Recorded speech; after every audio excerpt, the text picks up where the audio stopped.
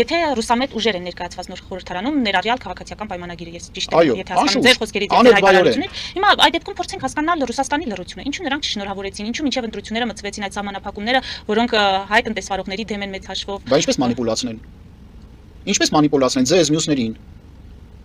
Դա կոչվում է հոգեբանական ներգործություն հայ ժողովրդի նկատմամբ։ Կեղծ ընտրանքների տրամադրում։ Կեղծ ընտրանքը տրամադրում ես հետո պիտի բացահայտես, որ քո ջեբի գրպանից դուրս եկած է։ Բայց միևնույն ժամանակ այդ գործողությունները, պարոն Սիմոնյան, բացասական տրամադրություններ են հանրային գեներացնում Ռուսաստանի նկատմամբ։ Հա, բայց մեկը մարդիկ ահաբեկված են եւ կեղծ ընտրանքների մեջ ինչ ընտրություն պետք է կատարեն։ Մարդիկ ահաբեկված են, մի մասը վախեցան պատերազմից, մի մասը վախեցավ։ Բայց հիմա տեսանք, ուր են, ինչի չեն մարդկանց փողոց դուրս բերում։ Կարող եք ասել, ինչի մարդկանց փողոց դուրս չեն բերում։ Ինչու չեն բերում։ Միայն մեկ պատճառ կա, թե ինչու մարդկանց փողոց չեն դուրս բերում, որտեղ ոչ ոք փողոց դուրս չի գա։ Դա նշանակում է, որպես քաղաքական ուժ զերո կապիտալ ունեն Հայաստանի Հանրապետությունում, որպես տնտեսական ուժ ահռելի։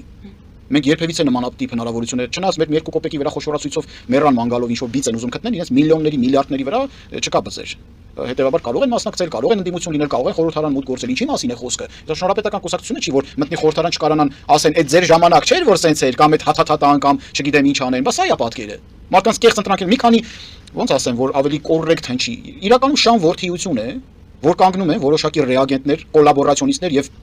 շինծու քաղաքական ուժեր, որ շնորհապետականի ստացած ձայները համարում են թե իշխանություններն են ապահովել։ Բայց ինչի՞ չեք դատի տալիս մեզ։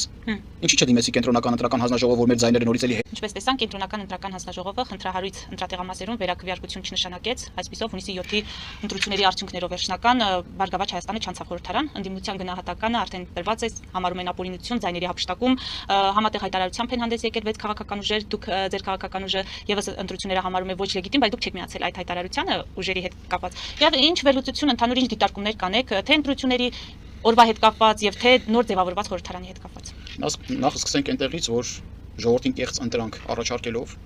Հայաստանի Հանրապետության իշխանություններին հաջողվեց ալեգորիկ կերպով ասենք, որ մարդկանց պարզ լինի կոստումայի մանրակերտը դնել Երևանյան մասնաճյուղը բացել Երևանում։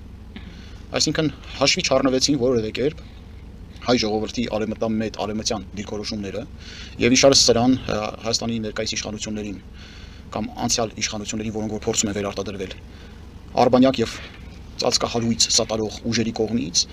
քանիցս փորձվեց, որ իրական այլընտրանք հանդիսացող Հայաստանի Շնորհապետական կուսակցությունը եւ նրա առաջնորդը հեղինակազրկվեն հայ ժողովրդի աչքին։ Եվ այդ դրսերում ծավալած տարբեր կալիբրի, մանրախնդիր եւ փոքրոքի ռեագենտները, որոնք որ գործում են Հայաստանի Հանրապետության շահերին դեմ, փորձեցին զրկել հայ ժողովրդին ընտրանքից, առաջարկելով կեղծ ընտրանքներ, որոնք որ իրենք էլ իրենց քաղաքական հայտարարությունների մեջ, քանիցս ասել են, որ չեն պատրաստվում